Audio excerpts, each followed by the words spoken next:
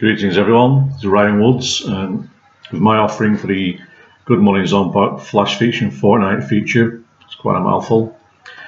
I'm number 4 in the lineup. Ed has already been and done his, and James has done his. And we're waiting on David today, but I'm recording this before the event, so I can't comment on David's, but I'd like to thank Ed and James for stepping up to the challenge and setting the standard before I came along. Ed gave us a story with comedic elements and gave new meaning to the term bad boss. And James sent us on an emotional roller coaster ride, which I think many of us found quite touching. Hopefully my story will get a bit of both, a bit of comedy and a bit of emotion. And this is called Wet Dreams and Bloody Nightmares, and I hope you enjoy it. At 78 years old, you don't expect to still have wet dreams, or to be awakened from one by your wife of 60 years sucking on your dick. That's what I woke up to. Or at least that's what my initial impression was. I thought that dear old Ethel was trying to give me an anniversary treat, a nice sloppy blowjob, gums and all. As it turns out, she was actually trying to chew my pecker off, literally. But thankfully, as she hadn't put her dentures in, all she succeeded in doing was gumming me to a bit of a boner. I would have laid back and enjoyed the experience if I hadn't looked into her eyes and seen them all bloodshot and crazy looking.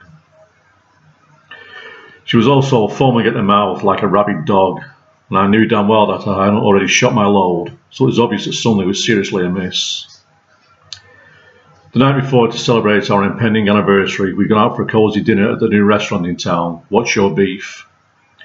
After having a celebratory drink, we'd ordered our meals, and whilst we waited, we had been entertained by some kind of commotion coming from the kitchen area, which didn't bode well and should have primed the alarm bells for ringing. Eventually, after the ruckus died down, our meals came. I had plump for the chicken, Ethel chose a steak. I was never one for red meats, so I was grateful that other options were available on the menu. But Ethel loved nothing more than a juicy steak or a roast beef dinner. Even after succumbing to gingivitis and having to have all her teeth removed and dentures fitted, she still loved her beef, and her denture never stopped her from chewing through any plate of meat placed in front of her. However, the grey piece of meat that sat sullenly on Ethel's plate, seeming out of place surrounded by a glowing array of healthy-looking vegetables, looked as if it might have presented a challenge. As Ethel tucked into her meal, I could tell that something wasn't quite right with it. Not usually one for using condiments due to her high blood pressure, I watched as she seasoned the meat on several occasions, as if trying to mask its taste and make it more palatable. "Is everything okay, sweet pea?" I had asked, to which she had assured me that it was, but I suspected otherwise. Never one to make a fuss, I opted to complain to the waiter for her. No, everything is fine," she said. "Stop fussing and enjoy your meal." Now staring into her rage-filled eyes, I realised that things had been, and were, far from fine. I pushed her away from me as gently but forcefully as I could, worried that her frail frame might be injured should she fall off the bed. It was more of a struggle than I had expected. She seemed to have developed the strength of 5 men. Had she chosen to resist, I doubt that I could have overpowered her. She stood beside the bed watching me intently, as a mixture that looked like a combination of porridge and poorly digested meats that could have been a steak from the previous night, or quite possibly some of her internal organs, dribbled from her mouth and dripped to the floor.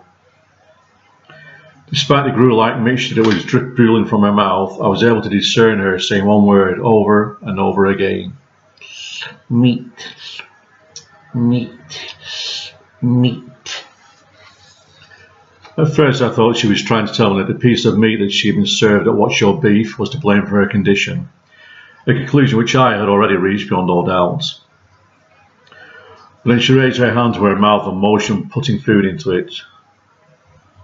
It was then that I realised that she was trying to tell me that she wanted meat, and something told me that it wasn't steak that she was hungering for. I was eventually able to clean her up and dress her in her day clothes, so as not to draw attention when we left the house.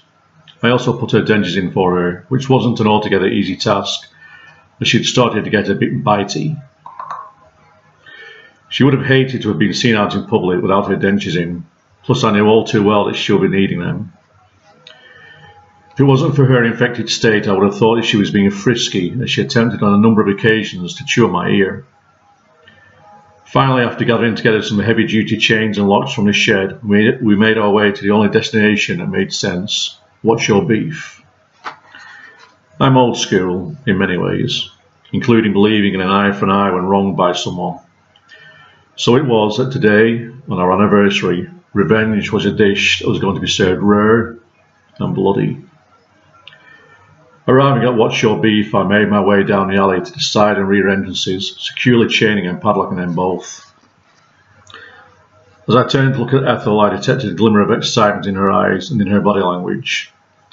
I think that somewhere in her effective but still semi-functioning brain, she understood and approved of my plan. We walked hand in hand to the front entrance and then casually entered. The lunchtime rush had died down, but there was still a handful of diners enjoying what they could have never known was their last meal. I turned to the front door, and as I had done with all the other entrances and exits, I secured it with chains and padlocks.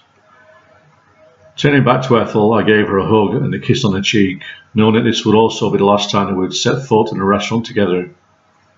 "Happy anniversary, dear," I said. Meat, meat, meat, were the only words that Ethel spoke as she looked from one diner to another, before launching herself at one of them and sinking her dentures into the meat of their face, tearing huge wet chunks of lip and cheek from the startled diner. As all hell broke loose, I pulled up a chair, sat down, happy that Ethel had all the fresh red meat that she could handle, and watched her enjoy her meal.